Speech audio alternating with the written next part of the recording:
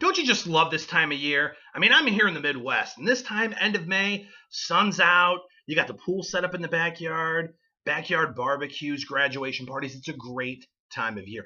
You know what it's also a great time for? It's a great time for our senators, our congressmen, our elected officials to take action in the sports world. That's right, this time of year seems like they always seem to get involved with something, whether it's steroids in baseball, performance-enhancing drugs, and Roger Clemens lied and under oath, and Lance Armstrong, universities that may have an insensitive mascot. We really hope you change that, XYZ University. To be fair, embrace diversity. Hashtag fairness. Well, this year's no exception, because what are our senators doing right now? Well, at least half of them, and you'll never guess what party they're in.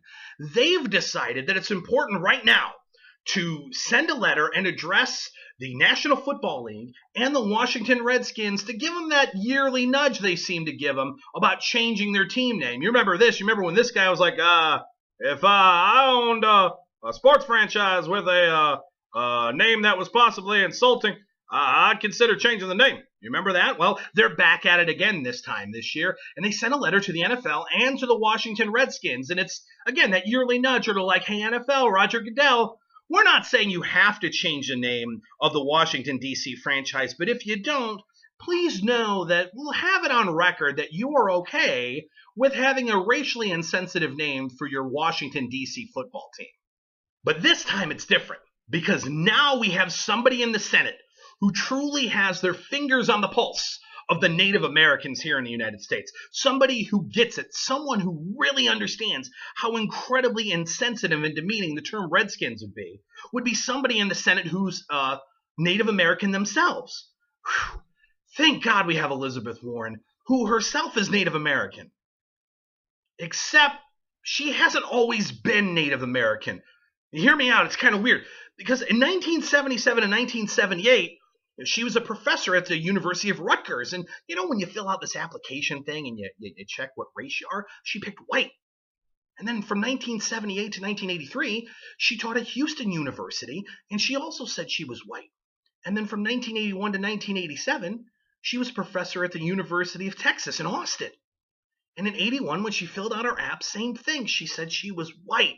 And then something amazing happened in 1986. She woke up one day and poof, she was a Native American. Yeah, she changed her profile in the American Association of Law Schools directory from white to Native American. And then things all of a sudden just started happening in her life. It was nuts. From 1987 to 1992, she taught at the University of Pennsylvania as a Native American professor. And then even more amazing things happened to Elizabeth Warren. Harvard University said, hey, we really need to have diversity amongst our professors. We need many walks of life and colors and creeds. We really need a Native American professor. And Elizabeth Warren, yeah, would you come over here and teach for us at Harvard University? And she's like, of course I will. She was highlighted in many magazines as a woman of color and a rising star in academia as a minority. And then in 1993, after she got the permanent gig at Harvard, what did she do? She's no longer Native American. That's weird. But then in 2012, when she's running for Senate in the state of Massachusetts, she becomes Native American again. It's unbelievable. I've only heard this happen a couple times to some people. I mean, Bill Clinton is white, but then he was the first black president. Condoleezza Rice is black, but not really. Clarence Thomas is black, but not really. Colin Powell was black, then white, now he's black again. And then Elizabeth Warren went from white to Native American to white to Native American. Now I have a question for you, seriously. What's more offensive to Native Americans? The name Washington Redskins? The name of a football team? A name that 90% of Native Americans have said they don't have an issue with. A nickname for many high schools around the United States in predominantly Native American parts of our country. That is more offensive? Or a white person who claims to be Native American for political and career gain? Which one's worse, I ask?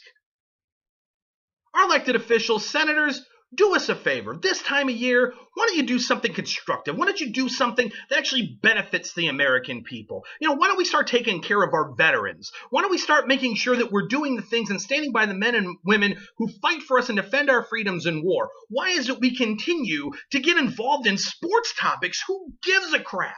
Look, I'm a small government conservative. As far as I'm concerned, the less time that you're actually doing your job and the more time you are playing Candy Crush or Texas Hold'em on your iPhone is better by me.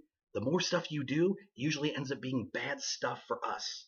Just saying. But if you are going to get together, if you are going to do some legislation-like stuff, could you do me a favor and do something of actual value to the American people? That's what's got me fired up this week. And go Blackhawks.